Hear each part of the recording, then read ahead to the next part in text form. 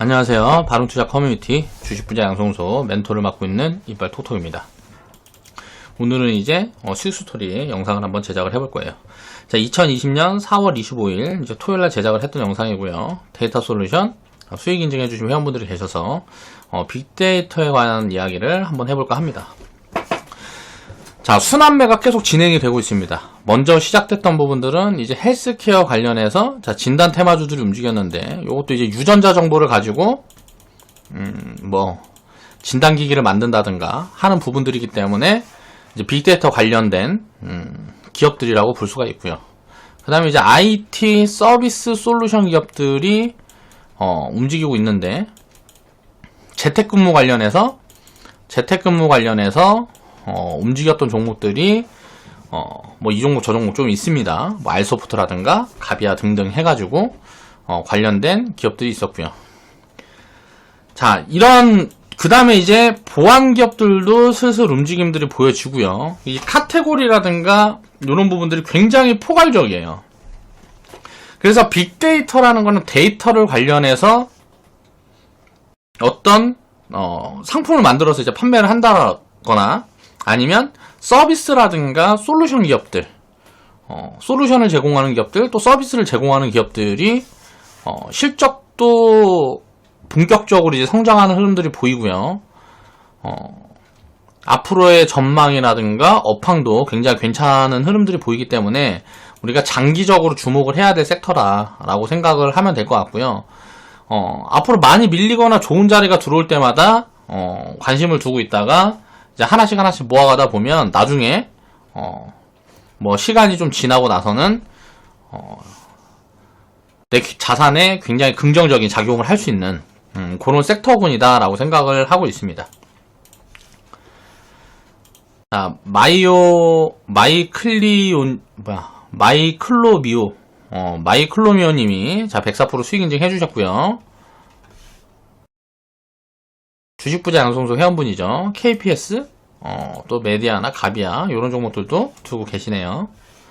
자, 평생투자님도 107% 수익 인증 해주셨고요. 자, 축하드립니다. 코멘트를 달아주셨는데 종목을 넓히라는 멘토님 조언을 듣고 3월 21일날 바닥권에서 운 좋게 매입을 해서 금일 절반 매도 후에 복리 계좌로 추가했습니다. 라고 코멘트를 주셨어요. 제가 항상 감사하죠. 자, 폭락은 항상 지나고 보면 기회다. 자, 요번에도 어때요? 코로나라는 리스크로 거의 마이너스 50%씩 빠진 종목들이 수두룩합니다. 2008년도에 같은 경우에는 거의 폭락이 진행됐다가 회복되는데 폭락이 한 달치 폭락을 회복하는데 거의 한 7개월, 8개월이 걸렸어요. 근데 지금은 2020년도에는 거의 한 달, 두 달 만에 3월 달에 있었던 폭락이 거의 다 회복되는 흐름들로 가고 있죠. 제가 생각을 했을 때는 2008년도보다 2020년도에 요번에 폭락 맞았을 때가 밸류상 더 저평가된 구간이었기 때문에 반등이 더 강하게 나오는 거다 라고 생각을 하고 있고요. 자, 이게 이렇게 7개월, 8개월에 걸려서 회복이 될지, 자, 한두 달 만에 회복이 될지 이거를 알 수 있는 방법이 있을까요, 우리가? 이 변동성에 대한 부분들을 예측을 할 수 있을까요? 요걸 한번 생각을 해봐야 돼요. 불가능하다라는 거예요. 근데 내가 알 수 있다라고 착각을 하는 겁니다. 그거를 깨달은 사람들은 요런 변동성을 크게 두려워하지 않아요. 그런데 이 변동성에 대한 경험이 많이 없고 내가 변동성을 예측할 수 있다라고 착각을 하는 사람들은 내 예상과 틀린 변동성이 나오게 됐을 때 불안 심리가 굉장히 크게 작용을 하는 거예요. 자, 이 데이터 솔루션이라는 종목도 보면 우리가 편입을 했던 구간들은 다 이런 구간들이었어요. 자, 그리고 수익 구간이 줘서 이제 분할 매도 사인이 나갔던 구간이 있었고요. 그 다음에 이제 폭락이 다시 진행이 됐는데, 자, 하락이 진행이 되다가 원래 이제 추세 흐름으로 보면 이런 흐름으로 이제 움직여야 되는 그런 기업적 가치를 가지고 있는 기업이라고 보면 되는데, 자, 여기에서 어때요? 자, 시장이 폭락이 나오니까 단기적으로 이렇게 빠졌다 올라가는 거란 말이에요. 그러면 단기적으로 이렇게 빠질 때 이 구간에 어떤 준비가 돼 있는 사람들은 싸게 살 수 있으니까 좋은 기회일 뿐이죠. 자, 기존에 여기에서 담았던 사람들, 요 앞에서 담았던 사람들이, 요 앞에서 이렇게 담았던 사람들이 여기에서 이렇게 빠진다 그래갖고 다시 올라갈 건데 이게 리스크냐는 거죠. 자, 이게 리스크인 사람들은 폭락했을 때 파는 사람들만 리스크인 거예요. 이게 바로 지금처럼 회복이 안 되고 5개월, 7개월 걸린다 그래도 자, 보유를 하고 있었다 그러면 이건 리스크가 아니라는 거죠. 보통 시간 가치라는 이야기를 자꾸 뭐 하는 사람들이 있는데, 자, 기업이 성장하는데 이 시간이 어떻게 작용을 할지를 알 수 있는 사람은 없단 말이에요. 쉽게 말하면 뭔 말이냐면, 자, 기업은 이미 성장을 하는데 앞으로 이렇게 성장할 건데 지금도 이 가치라는 게 있죠. 1만원이 여기고 아니고 여기 나중에 뭐 10만원, 100만원 성장을 할 거다 치면, 자, 지금 1만원이 지금 가치인데 지금 가치보다 30% 디스카운트 돼 있고 50% 디스카운트 돼 있고 자, 70% 디스카운트 돼 있으면 사야죠. 여기서 더 빠졌다 간다 그래갖고 이 자리에서 안 산다라는 건 말이 안 되는 거죠. 그러니까 기업이라는 거는 가치가 항상 있는데 변동성이라는 거는 항상 왜곡 흐름을 만들어준다. 시황에 따라서, 돈의 흐름에 따라서.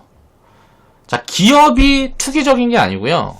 자, 주식시장에 상장되어 있는 기업들의 자산이 투기적인 요소가 있는 게 아니고 거기에 유입되는 돈이 투기적인 사람의 인간의 심리를 반영을 해서 이런 변동성들을 만들어내는 거다라는 걸 이해를 해야 됩니다.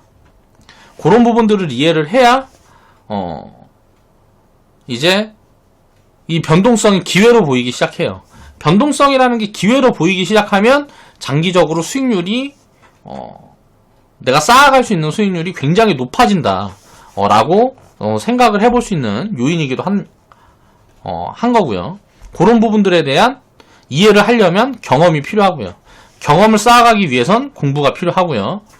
시장에 대해 이해를 해야 되니까 공부가 필요하겠죠. 자, 요런 부분들을 다 놓고 우리가 투자 판단을 할 때 살펴야 된단 말이에요.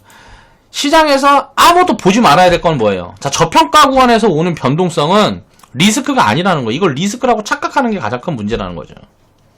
요런 부분들에 대한 이해를 해야 됩니다. 자, 이 데이터 솔루션이라는 종목도 여기서 70% 이상 폭락했어요. 단기적으로. 무슨 문제가 있냐 이거예요. 가격이 70% 빠졌다 그래갖고 그 회사가 망하는 게 아니잖아요. 요런 부분들에 대한 이해를 해야죠. 진짜 70% 할인된 가격에 그냥 주는 거지. 예를 들어 어떤 상품이 있는데 1만원짜리인데 이게 70% 할인을 3,000원에 주면 안 살 거냐고요. 살 거잖아요. 그럼 왜 이렇게 폭락이 오면 항상 반등이, 리바운딩이 세게 나오냐? 그런 부분도 이해를 해야 돼요. 폭락이 나오면 리바운딩이 세게 나오는 이유는 뭐예요? 백화점 같은 데나 이런 데도 우리가 생각을 해보면 세일 같은 거 하면 어때요?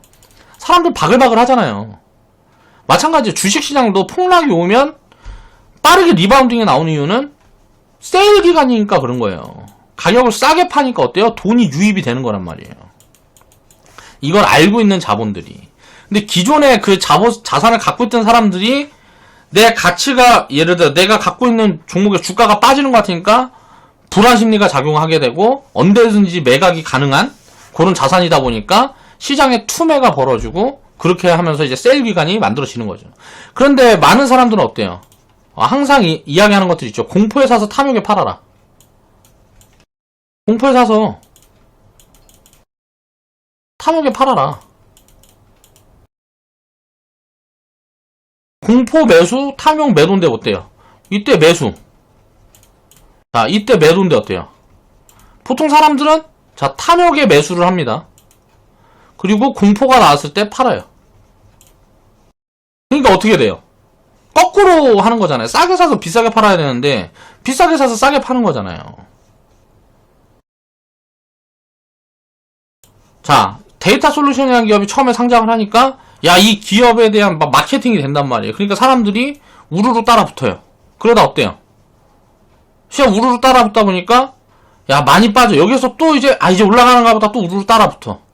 그러다가 이제 많이 이제 무너지게 되면 여기에서 이제 공포가 옵니다. 이 회사 뭐 문제 있는 거 아니야? 어떻게 제대로 된 회사가 뭐 주가가 50%씩 빠질 수 있지?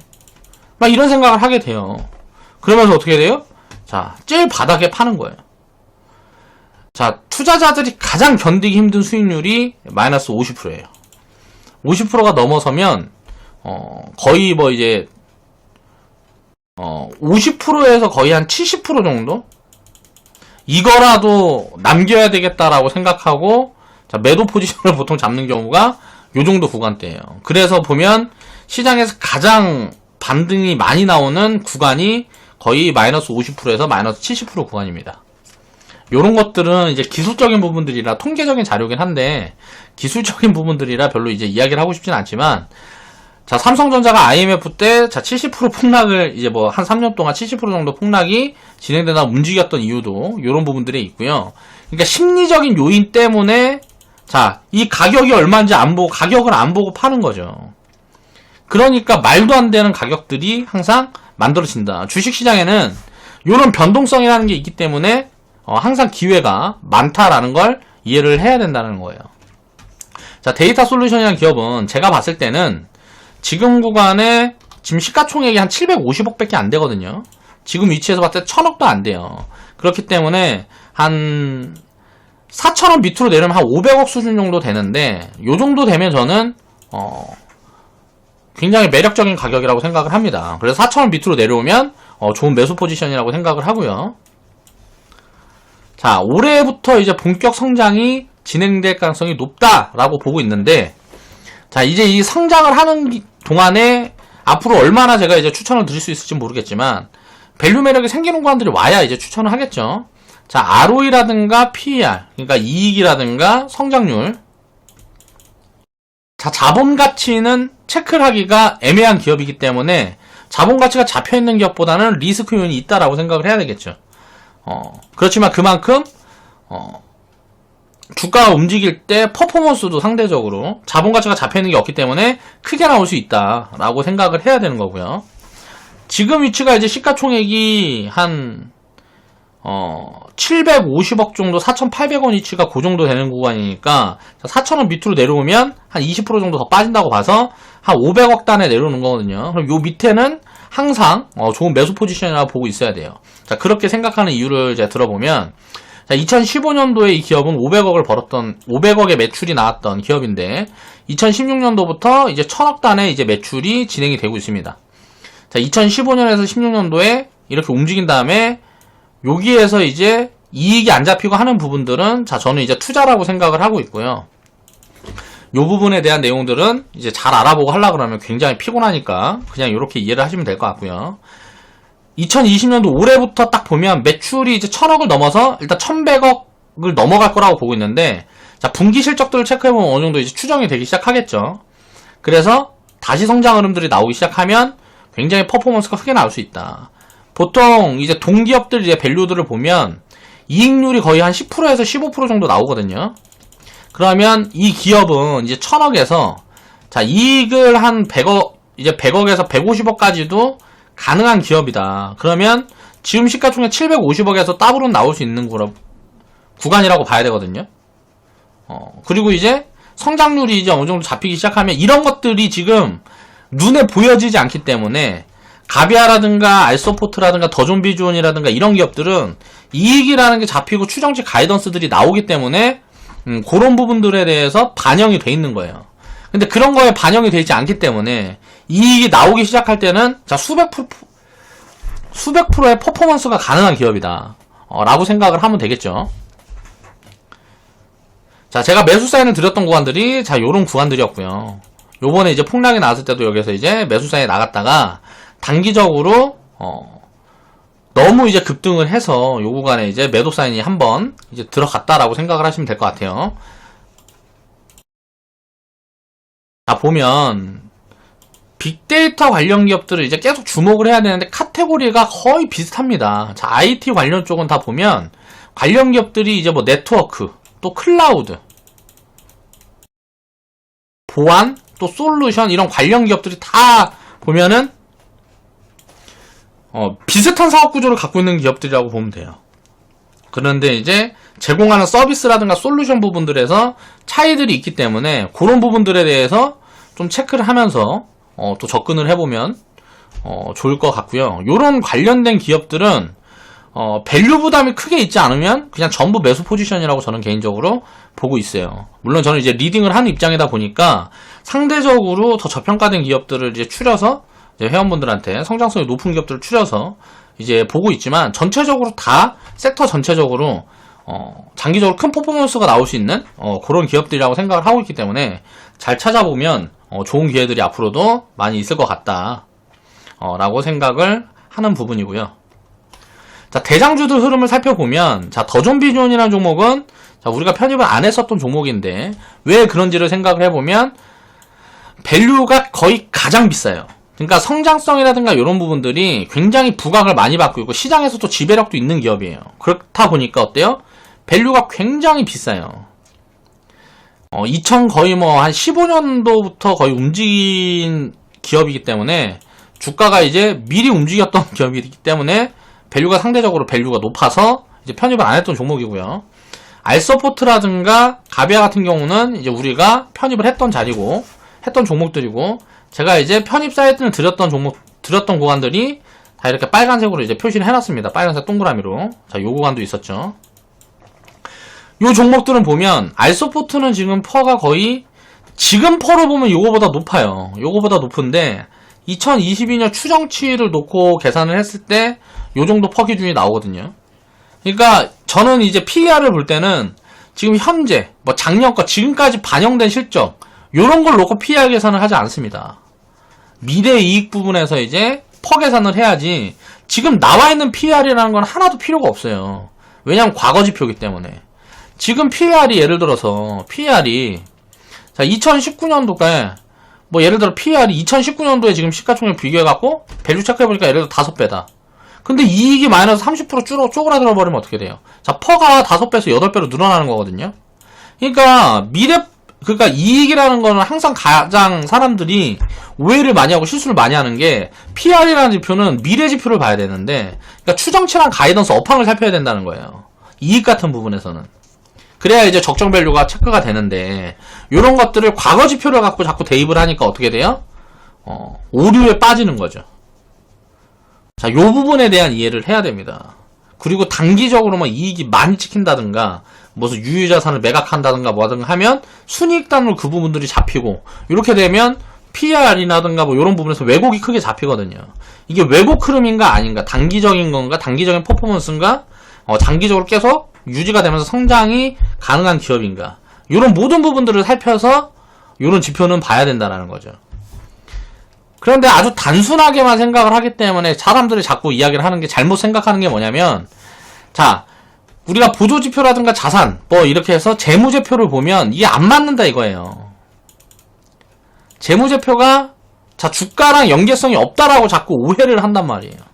그렇지 않아요. 이 재무제표라든가 미래 가치를 따라서 주가는 움직이게끔 되어 있습니다. 결국 이제 10년이라는 긴 시간을 보면 항상 주가라는 거는 가치에 연동돼서 움직였어요. 근데 단기적으로 1-2년간, 1년에서 한 3년 정도의 왜곡은 언제든지 있어 왔어요. 시장에서 관심이 없고, 사람들이 관심에서 멀어지면 말도 안 되는 저평가 구간까지 내려가기도 하고, 요런 것들이 계속 반복되면서 시장은, 경제는 이제 계속 성장을 해나가는 거죠. 이 왜곡 흐름이 발생될 때는 장기적으로 굉장히 좋은 기회라는 거예요. 이런 흐름들을 찾아서 투자를 하는 게 대표적인 이제 가치 투자자가 이제 워렌 버핏이라는 사람이고요. 자, 성장 지표라는 걸 잘 섞어갔던 사람이 이제 피터 린치라는 사람이고, 다 이게 분석을 하는 방법들이 개별로 다 차이가 있는데 그런 부분들에 대한 이해가 돼야 된단 말이에요.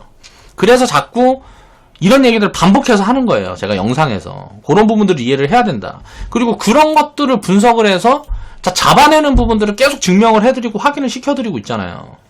이런 자리에서 제가 뭘 보고 잡겠습니까? 이런 기업들을. 미래 이런 성장 가치라는 것들을 생각을 해서 편입을 하는 걸 거 아니에요. 사인을 드리고. 그런 것들을 이해를 해야 된다는 거죠. 그러니까 알소포트, 그러니까 밸류로 딱 보면 어때요? 알소포트라는 거는 지금 테마 흐름은 탔죠.